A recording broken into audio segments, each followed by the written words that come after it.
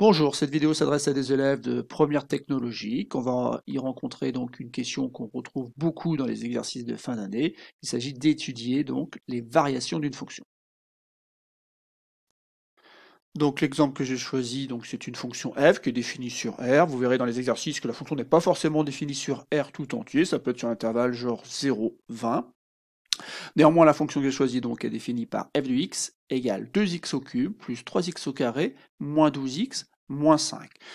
Vous verrez aussi qu'on retrouve de manière assez classique une consigne qui nous demande de montrer que f' de x peut s'écrire d'une certaine façon.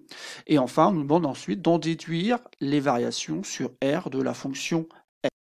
C'est donc quelque chose d'assez classique qu'on retrouve dans des contextes variés de problèmes où on étudie donc une fonction qui peut être la fonction bénéfice par exemple. Et donc commençons par le début. Et donc le début, c'est de montrer qu'f' de x, la fonction dérivée de la fonction f, peut s'écrire comme ça. Bon, bien sûr ici, ça va se faire en deux étapes. Donc la première étape, ça va être le calcul de la fonction dérivée. Donc je vais commencer par écrire, donc, puisque f est bien sûr dérivable sur R tout entier, c'est une fonction polynôme de degré 3, il n'y a pas de souci. Donc on va dériver la fonction f. Donc f' de x. Donc vous voyez ici qu'il y a 2x au cube, donc vous devez vous rappeler que le 2, on le met de côté, et qu'on va dériver x au cube. Donc x au cube, lorsqu'on dérive, ça devient 3x au carré. Plus 3x au carré, justement, qui va devenir 3 fois 2x, puisque le 3, je l'ai mis de côté, et le x au carré, quand on dérive, ça devient 2x. Moins 12x, eh ben, ça fait moins 12 multiplié par 1, et le moins 5, lorsqu'on le dérive, ça fait 0. 0 qu'on n'est pas obligé de noter d'ailleurs. Donc ensuite, j'ai bien 6x au carré plus 6x moins 12. Voilà, donc là j'ai l'expression de f' de x.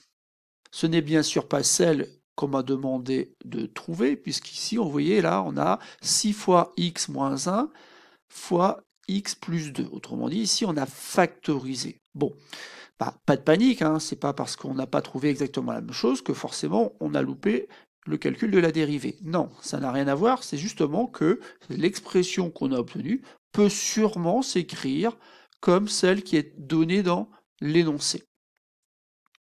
Et donc, on va vérifier que lorsqu'on développe 6 facteurs de x moins 1 facteur de x plus 2, on espère trouver à la fin 6x au carré plus 6x moins 12. Bon, il y a plusieurs façons de développer. Moi, je conseille déjà de développer cette première partie.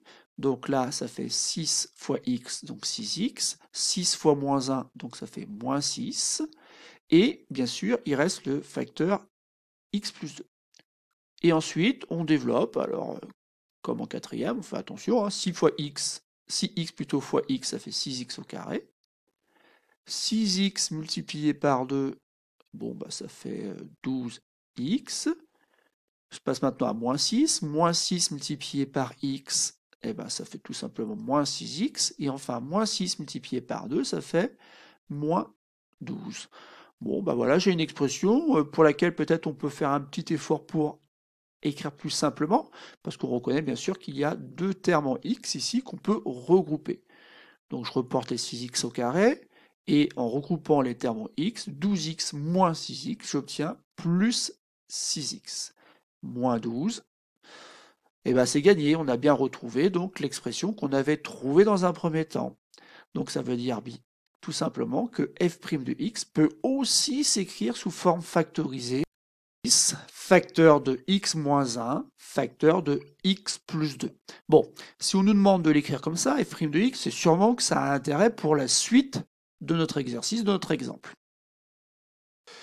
L'intérêt, c'est quoi? L'intérêt, c'est que cette expression-là, en première technologique, pour déterminer son signe, c'est compliqué parce qu'en fait, moi, je ne sais pas comment ça se comporte. Je ne sais pas si c'est tout le temps positif, je ne sais pas si c'est tout le temps négatif, je ne sais pas si ça change de signe.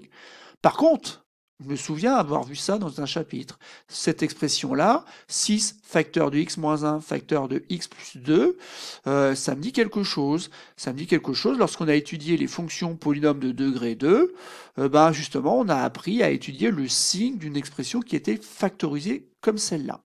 Et c'est pour ça qu'on va écrire f' de x 6 facteur de x moins 1 facteur de x plus 2, plutôt qu'avec la forme qu'on appelle la forme développée ici, pour laquelle l'étude du signe est compliquée en classe de première technologique.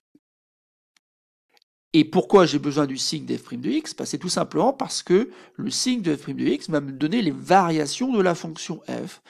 Vous devez savoir que si f' de x est positive, ça veut dire que la fonction f, la fonction de départ finalement, elle est croissante. Et si la fonction f' de x, la dérivée est négative, ça veut dire que la fonction f, la fonction de départ, est décroissante. C'est pour ça que je vais avoir besoin d'étudier le signe de cette expression. Et donc, pour gagner un peu de temps, j'ai commencé mes tableaux là. Pourquoi j'ai besoin d'un tableau? Parce que dans un premier temps, le signe d'f' de x va l'obtenir en faisant un tableau de signes avec les trois facteurs qu'on voit dans l'expression. Il y a 6, il y a x moins 1 et il y a x plus 2. Donc ces trois facteurs, je vais les reporter ici. Donc il y a 6, on a dit, il y a x moins 1 et il y a x plus 2. Et f' de x, c'est le produit de ces trois facteurs. Ensuite, 6, son signe, ça va être assez simple, parce que 6, c'est un nombre positif, donc quelles que soient les valeurs de x, il est positif, il ne dépend pas de x de toute façon. Lui. Par contre, x moins 1, ça peut changer de signe. Et d'ailleurs, x moins 1, c'est supérieur à 0 si et seulement si x est supérieur à 1. Ça veut dire que cette expression-là, elle va changer de signe en 1. De la même façon, x plus 2, quand est-ce que x plus 2 est positif? X plus 2 est positif si et seulement si x est supérieur à moins 2, puisque j'enlève 2 de chaque côté. Donc voilà, donc j'ai deux valeurs particulières qui sont moins 2 et 1. Moins 2 et 1, je vais devoir les reporter sur la ligne où il y a les x. Donc il y a moins 2 et il y a 1. En fait, ça va me donner finalement trois cas de figure. Trois cas de figure que l'on sépare en faisant des colonnes.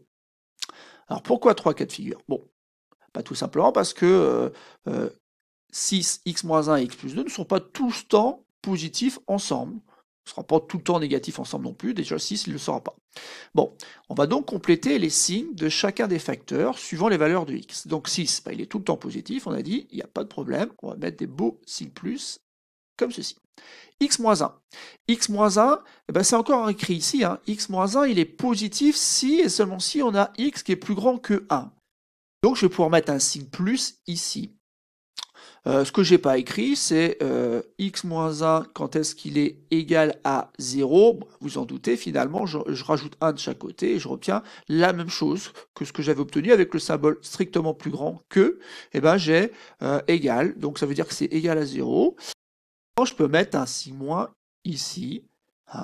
Donc là, c'est assez facile. Si vous prenez un nombre qui est plus petit que 1, genre 0, vous voyez bien que 0 moins 1, ça donne moins 1, c'est de signe négatif. Si j'avais pris moins 10 moins 1, moins 10 il est là, moins 10 moins 1 ça fait moins 11, c'est négatif aussi. Voilà.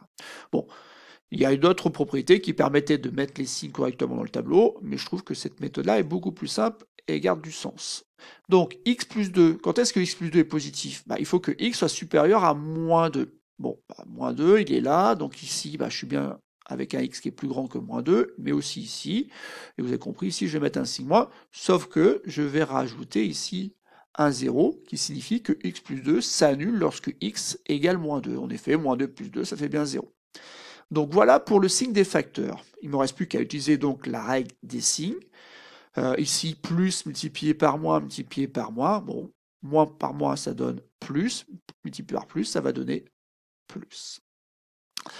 Ici, plus multiplié par moins, multiplié par plus, ça donne moins.